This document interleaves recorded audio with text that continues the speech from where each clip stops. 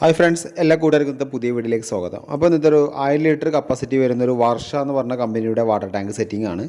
അപ്പോൾ water tank set ചെയ്യുന്ന ഒരുപാട് വീഡിയോസ്, സ്റ്റീൽ ടാങ്ക് അടക്കം സെറ്റ് ചെയ്യുന്ന വീഡിയോസ് നമ്മളെ യൂട്യൂബിൽ കിടക്കുന്നുണ്ട് കേട്ടോ. അപ്പോൾ പോയി കണ്ടാൽ നമുക്ക് മനസ്സിലാക്കാൻ പറ്റും.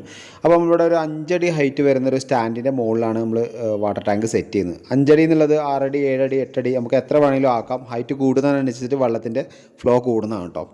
അപ്പോൾ നമുക്കിവിടെ സാധാ ടാങ്ക് കണ്ടർ നമ്മൾ വെക്കാറ്, നമുക്ക് തന്നെ നമ്മളെ വീഡിയോസ് കണ്ടാൽ നമുക്ക് മനസ്സിലാക്കാൻ പറ്റും.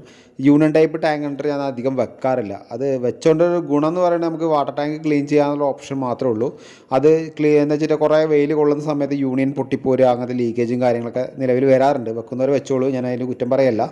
ഞാനത് അധികം വെക്കാറില്ല. ഇനിയിപ്പോൾ നിങ്ങൾക്ക് യൂണിയൻ ടൈപ്പ് വെക്കണം എന്നുണ്ടെങ്കിൽ തന്നെ ഇതേപോലത്തെ ടാങ്ക് കണ്ടർ വാങ്ങിയിട്ട് എക്സ്ട്രാ ഒരു പൈപ്പിൻ്റെ നമ്മൾ ടീ ഇടുന്ന സമയത്ത് അവിടെ ഒരു യൂണിയൻ വെക്കാം.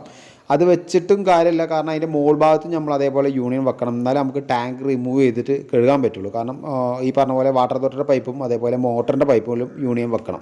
ഈ 3 സ്ഥലത്ത് യൂണിയൻ വെക്കണേക്കാളും നല്ലത് നമ്മൾ സാധാരണ കഴുകുന്ന പോലെ തന്നെയാണ്. സാധാരണ ഇറങ്ങിയിട്ട് കഴുകാറുണ്ട്, മോപ്പ് വെച്ച് ഉപയോഗിച്ച് കഴുകാറുണ്ട്. ആരും ഇതുവരെ അങ്ങനെ പ്രോപ്പറായിട്ട് ഇത് ഊരിയിട്ട് കഴുകലൊക്കെ റിസ്ക്കാണ്, കാരണം ഇതിൻ്റെ മുകളിൽ നിന്നൊക്കെ ഭയങ്കര ഡേഞ്ചറാണ്.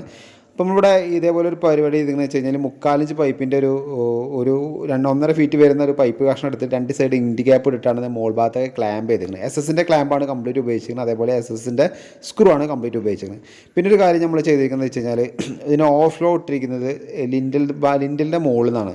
അപ്പോൾ എന്താ വെച്ചാൽ ഏകദേശം 8 അടി ഹൈറ്റിലൊന്ന് വെള്ളം ചാടുള്ളൂ. നേരെ മറിച്ച് മറ്റേതാകുമ്പോൾ നമുക്കൊരു ഏകദേശം ഒരു 14 അടി അല്ലെങ്കിൽ 16 അടിയോളം വരും ടാങ്കിൻ്റെ മുകളിലേക്ക്. അപ്പോൾ അത്രയും ഹൈറ്റിൽ നിന്ന് ചാടുമ്പോൾ ഈ ചളി കംപ്ലീറ്റ് ചുമരിലേക്ക് ചെറിക്കുക, അല്ലെങ്കിൽ വെള്ളം തെറിച്ചിട്ട് അവിടെ എപ്പോഴും നനവ് കണ്ടു. അപ്പോൾ നനവ് കണ്ടിട്ട് എന്താണെന്ന് വെച്ച് കഴിഞ്ഞാൽ നമ്മൾ ചിലപ്പോൾ ജനലൊക്കെ ഉണ്ടെങ്കിൽ അങ്ങനെയൊക്കെ തെറിക്കാൻ ചാൻസ് കൂടുതലാണ്. നമ്മൾ 2 നില വീടാണെങ്കിലും എത്ര നില വീടാണെങ്കിലും അടിയത്തെ ലിൻഡൽ ഉയരം വരെ നമ്മൾ ഓവർഫ്ലോ കൊടുത്തിട്ട് നിർത്താറ്.